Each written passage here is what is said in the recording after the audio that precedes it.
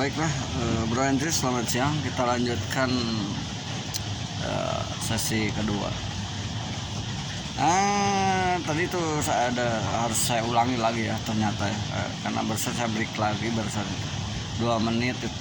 Jadi ada ralat di sini untuk sesi 1 tadi mengenai pembahasan Bapak Haji Insinyur Soekarno. Jadi ternyata dia itu saya salah menyebutkan. Dia itu bersioh kelinci ya, bukan sioh tikus, dan itu saking saya terlalu bersemangat ya, jadi salah menyebutkan sioh ya. Begitu Bro Ensis, ada perbaikan ralat ya. Itu jadi Bapak Insinyur Haji Soekarno itu 1901 siohnya itu adalah sioh kelinci, bukan sioh tikus. Kemudian berikutnya saya akan bahas mengenai presiden kedua, yaitu Bapak Jenderal Soeharto ya, sebagai pemangku presiden kedua berikutnya setelah Bapak Insinyur Haji Soekarno. Nah, beliau itu ternyata bersioh ayam ya, lalu lahirnya 1921. Jadi kalau 1901 berarti dia itu 20 tahun ya, lebih muda setelah Bapak Insinyur Haji Soekarno. Jadi bertaut dengan Bapak Haji Insinyur Soekarno itu 20 tahun bedanya ya, gitu. Kemudian seperti disebutkan tadi, dia tuh bersioh ayam, lalu elemennya adalah kayu ya. Dimana di sini kalau mau dikaitkan secara elemen, inilah faktanya dalam pemetaan sioh Feng Shui itu kayu itu bisa menghancurkan tanah ya. Inilah yang menjadikan gambaran benturan elemen yang bisa Anda gambarkan akhirnya menjadikan gambaran persengketaan. Tuh. Kalau wilayah saya itu membicarakannya itu lewat segi elemennya, jadi bukan tentang gambaran cara berpolitiknya atau gambaran cara kepemimpinan dan lain sebagainya. Tapi saya itu lebih cenderung membahas itu adalah wilayah tentang elemen dan benturan-benturan yang terjadi terhadap orang lain yang kalau bisa digambarkan itu secara garis besar itu satu atap atau satu rumah ya. Sehingga itulah yang terjadi kemudian, pergeseran kepemimpinan itu dalam fakta yang ternyata dibongkar oleh saya itu adalah ternyata yaitu terbukti bahwa elemen itu saling berbenturan di dalam bentukan suatu koloni atau di suatu atap rumah ya. Kalau digaris besarkan kira-kira gambaran seperti itu, Bro Ensis. Kemudian mari kita lihat siapakah beliau itu ya, yang Bapak Haji Soeharto, Bapak Haji Jenderal Soeharto. Adalah dia seekor ayam ya karakternya. Apakah dia seorang yang cerdas ya? Dia itu kalau di gambaran sioh Feng Shui kalau nggak salah dia itu sebagai jenderal perang ya ternyata. Itu yang terjadi di gambaran pemetaannya di sioh Feng Shui ya. Ini kemudian apa yang menjadi perhatian daripada keberadaan sioh ayam ini dalam fakta keberadaan sebenarnya? Gambaran yang terjadi pada saat itu adalah kemudian dia menjadi pemimpin, harus memimpin suatu kondisi yang pada saat itu penggambarannya secara garis besarnya ya harus menjadikan dia seperti itu. Itu menurut saya itulah yang menjadi juga gambaran pemetaan sioh Feng Shui itu, bahwa dia dalam garis sioh Feng Shui adalah sebagai jenderal perang. Dan ternyata ketika dikaitkan dengan peristiwa yang terjadi pada saat itu, pada masa itu, pada suatu ruang waktu saat itu adalah ternyata terbukti keberadaan sebagai jenderal perang itu. Dan kalau dikaitkan dengan harus bermanuver dengan politik, harus bersiasat sedemikian rupa, itulah gambaran pemetaan fakta dari Xiao Peng Shui itu ternyata terbukti juga. Dan di sini saya menyoroti itu lebih kepada penggambaran keberadaan karakter dia sebagai jenderal perang, bukan dalam kasus keterkaitan berwilayah berpolitiknya, sepak terjangnya, bukan seperti itu ya, Brandes ya. Jadi saya itu lebih kembali lagi di kapasitas saya itu penggambaran pengambilan makna dan pembuktian atas fakta bahwa dia itu sebagai jenderal perang yang pada masa itu mungkin gambarannya itu dia harus bermanuver seperti itu ya, harus membuat suatu gambaran seperti itu dan membuat sistem ide yang sedemikian rupa sehingga bisa menyelamatkan bangsa atau meredam banyak hal yang harus ibaratnya diredam dan dikembalikan ke jalur. Kira-kira dari pemetaan gambaran Xiao Peng Shui itu seperti itu. Kemudian untuk wilayah politiknya kita itu tidak bisa ikut campur, itulah gambarannya ya. Dan itu juga pembatasan yang harus menjadi bentukan saya, wilayah berpikir saya bakal di situ gitu. Karena memang wilayah faktual dan aktualisasi yang harus saya bongkar dan bahas itu wilayahnya yang mengenai keberadaan elemen atau Xiao Peng Shui-nya juga sebagai watak karakter gitu. Jadi pembahasan saya itu ya kira-kira seperti itu. Nah, begitu Brandes. Kemudian apa saja yang kemudian menjadi menarik tentang hal ini adalah sebagai Panglima Jenderal bisa dibayangkan karena benturan-benturan yang kemudian terjadi adalah tidak sesuai format yang diharuskan oleh secara pemetaan Xiao Peng Shui, sehingga hal ini kalau mau dikaitkan jadi terjadi benturan dan gesekan. Sedangkan kalau diambil ke yang seharusnya ya dalam aturan pemetaan itu bahwa jenderal itu tidak bisa menjadi presiden ya, di mana-mana juga ya. Kalau kita coba gambarkan pemetaan dalam suatu bentuk pemerintahan, ibaratnya seperti itu. Nah, secara karakter khususnya kalau jenderal ya harus jadi jenderal, kalau presiden ya harus jadi presiden. Kira-kira kalau pemetaan dalam versi Xiao Peng Shui itu seperti itu. Jadi Bro Ensis juga di sini bisa melihat kita itu seperti membaca suatu format pengaturan pemerintahan bahwa kalau yang jadi jenderal, kalau yang jadi presiden ya jadi presiden, kalau yang jadi menteri ya jadi menteri. Kira-kira seperti itu.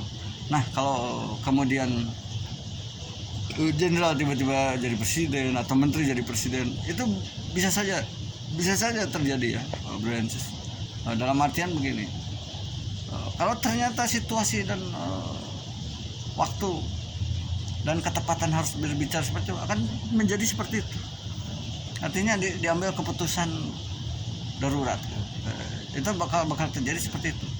Karena pola pikir manusia akan berpikir, oh ini harus ada yang memimpin, oh ini harus ada yang menyelesaikan permasalahan, maka akan diambillah tindakan yang paling krusial atau sangat penting pada waktu itu. Kira-kira gambarannya seperti itu. Makanya kemudian walaupun jenderal atau menteri bisa saja kemudian tiba-tiba menjadi presiden. Tapi kemudian kalau dalam peraturan, keteraturan dan format bentuk suatu pemerintahan atau suatu bentuk kepemimpinan dalam suatu organisasi, kalau ternyata ada orang yang memang sudah seharusnya gitu, kemudian orang lain mencoba masuk menjegal dan lain hal sebagainya, kemudian itulah yang menjadi benturan, kemudian menjadi bentuk satu ketidakteraturan. Kira-kira pemaknaannya ke sana ya buat Bro Ensis. Jadi kembali lagi, Tuhan menciptakan suatu bentuk pengaturan dan keteraturan itu ya untuk diikuti ya. Kira-kira untuk gambaran pemaknaannya seperti itu, Bro Ensis. Itu penjelasan gambaran fakta bahwa kejadian pemetaan kalau tidak mengikuti keteraturan dan pengaturan akan terjadi kekacauan. kira-kira seperti itu. Itu bahasan untuk apa namanya show ayam ya, juga berkaitan dengan keberadaan Bapak Jenderal Haji Soeharto gitu. Dan kembali lagi juga saya membahasnya begitu, selalu di wilayah pemetaan Ciho dan PSB, tidak keluar dari jalur, lebih kepada kembali pengaktualan, pembuktian keberadaan karakter yang kalau tidak mengikuti sesuai poros dan aturan kembali akan terjadi benturan, dan itu kembali akan menjadi chaos ya. Karena Tuhan tuh menciptakan suatu bentuk aturan, terus si bentuk keteraturan ini dan orang-orang pelaku, apakah itu binatang atau manusia atau benda-benda lain yang bersifat benda, ketika dia tidak mengikuti aturan yang Tuhan ciptakan atau berikan, itu akan menjadi bentuk hancurannya. Nah, kira-kira pemaknaannya seperti itu, Bro Ensis. Ya contohnya gunung meletus atau air bah atau air banjir bandang atau banjir, itu kan mereka melewati kapasitas. Air hujan tuh curahnya harusnya misalnya sekian, yang menampung itu di bumi misalnya untuk wilayah lembah dan lain sebagainya, ternyata pas gitu. Hujan turun curah dalam kapasitas sekian kubik per detik, nanti turun ke bumi itu kalau ternyata wilayahnya luas dan punya garis-garis keteraturan sungainya, tidak akan terjadi banjir. Tapi ketika pola itu hancur, maka terjadilah ketidakteraturan. Teraturnya tuh menghilang dan terjadilah tidak teratur dan menjadikan bentuk bencana. Kira-kira pemahamannya seperti itu, Brian. Nah, begitu untuk sesi 2 ya.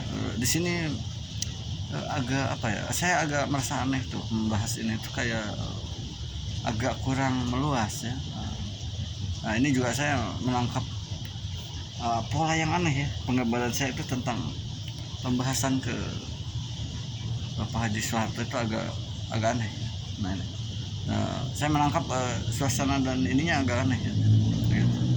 Itu buat Bro and Sis, saya kayak ada sesuatu lah, saya kurang paham itu, tapi sepertinya ada menyudut sesuatu yang kurang kurang bisa terbuka lebar. Saya menangkap kayak ada beberapa harus terkunci ya gitu. Itu daya insting saya, daya nalar, terus daya deteksi saya tuh menangkap gambaran seperti itu, sehingga saya pun menjadi gambaran berbicaranya tuh tidak seperti gambaran luas tadi mengenai penggambaran Bapak Haji Soekarno ya. Nah, itu juga saya cukup agak aneh. Oke, Bro Ensis, mungkin itu saja yang bisa disampaikan untuk pembahasan sesi 2 ya. Itu saya juga inilah fakta, kemudian saya aja yang menyampaikan ini kayak menjadi aneh ya, kayak seperti kurang pas gitu ya. Saya sendiri kurang tahu mengapa saya pembawaan saya ketika membahas Bapak Haji Soeharto itu agak menjadi berkurang ya. Saya kurang tahu kenapa itu ya. Saya kayaknya seperti ruang imajinernya kurang berkembang, terus pokok bahasannya kok kayak jadi menyempit gitu. Ini saya sendiri suka merasa aneh ya gitu. Ini saya kurang tahu jawabannya seperti apa. Mungkin dari Tuhannya, dari sananya ya, terbatasi untuk seperti itu. Nah gitu, Bro Ensis ya. Saya kembali selalu feeling saya, mood saya itu kalau saya sampaikan akan seperti apa adanya, dan apa yang terpikirkan lalu apa yang bahasan-bahasan yang harus disampaikan itu akan seperti itu. Tidak akan kalau saya merasa terhalangi, tertahan, akan saya sampaikan. Kalau tidak merasa tertahan atau tidak terhalangi, saya akan sampaikan juga. Kira-kira begitu ya, Francis. Saya sendiri ya itulah kebingungan kok kenapa saya tidak bisa berkembang ya ketika membahas itu. Sekat-sekatnya tuh tiba-tiba muncul ya gitu. Nah, ini daya deteksi saya tuh begitu, Francis. Mungkin tambahannya kembali lagi saya ucapkan untuk seluruh rakyat Indonesia ya. Selamat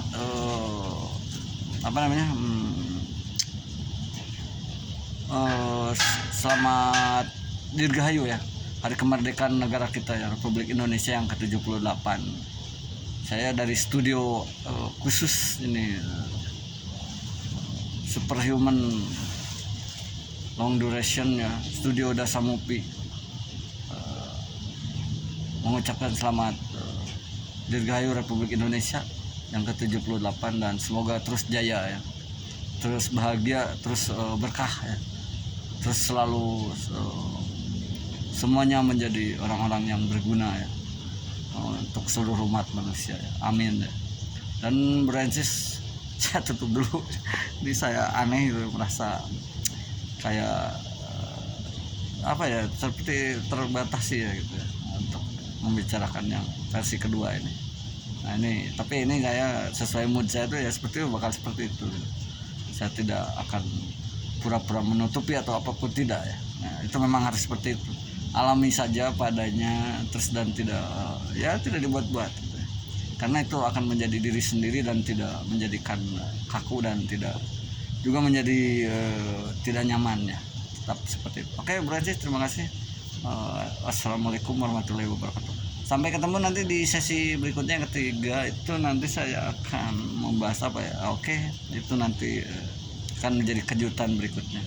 Jadi terima kasih Bro Ensis, sampai jumpa nanti ya di sesi ketiga ya.